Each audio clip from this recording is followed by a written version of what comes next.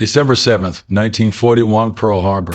America's Pacific Fleet is in ruins. Morale is in the basement, and Japan is strutting around like the heavyweight champ of the Pacific. The U.S. needed a comeback story. Enter Jimmy Doolittle, test pilot, aeronautical engineer, and the kind of guy who looks at impossible missions and says, "Hold my coffee." This is the story of the Doolittle Raid, an operation so daring it made Hollywood heist movies look tame.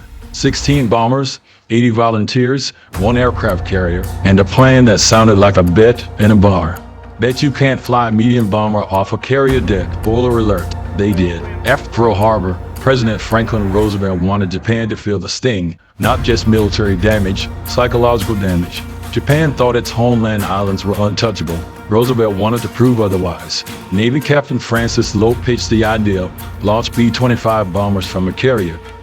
Crazy? Absolutely. Brilliant? Also yes. Think about it. The B-25 Mitchell wasn't designed for carrier takeoffs. It's like trying to drive a school bus off of a stake-bed ramp. But Jimmy Doolittle, ever the risk taker, said, "We'll make it work."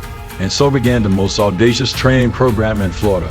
Pilots practicing short takeoffs like drag races at Daytona. Doolittle needed crews. He asked for volunteers from the best B-25 units. The catch? He couldn't tell them what the mission was, just that it was dangerous.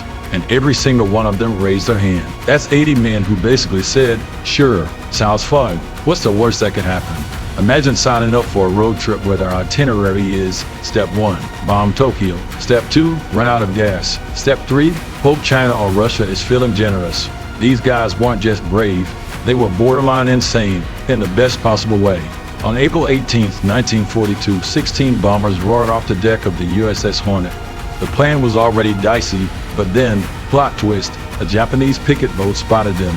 They had to launch 150 miles early. Translation: less fuel, less chance of survival. They hit Tokyo, Yokohama, Nagoya, factories, military sites, even a few civilian areas.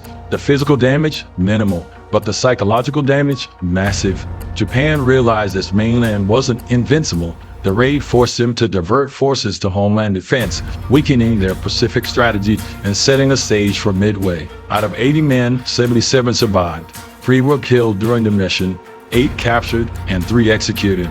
Every plane was lost. Crash landings, bailouts, or internment in the Soviet Union. Odds of coming back alive? Roughly 90%. Odds of coming back with your plane? 0. In America, the raid was a morale rocket booster.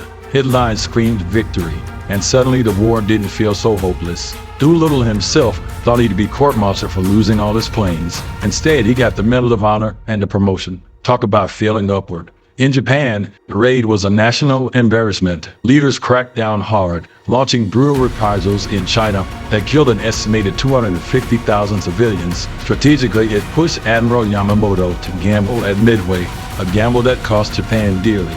Today, the Doolittle Raid is remembered less for bombs dropped and more for the messages sent.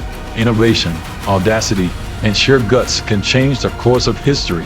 It's studied at military academies as proof that sometimes shocking your opponent is more powerful than destroying them. So, was the Doolittle Raid successful? Militarily and psychologically? Absolutely. It told the world that America wasn't down for the count. It gave hope to the nation, rattled an empire, and proved that 80 volunteers with guts could tilt the balance of global war. And that, my friends, is why history still remembers Jimmy Doolittle and his raiders as legends. If you enjoyed this dive into World War II audacity, hit that like button, subscribe for more aviation oddities, and remember, sometimes the craziest ideas are the ones that change history.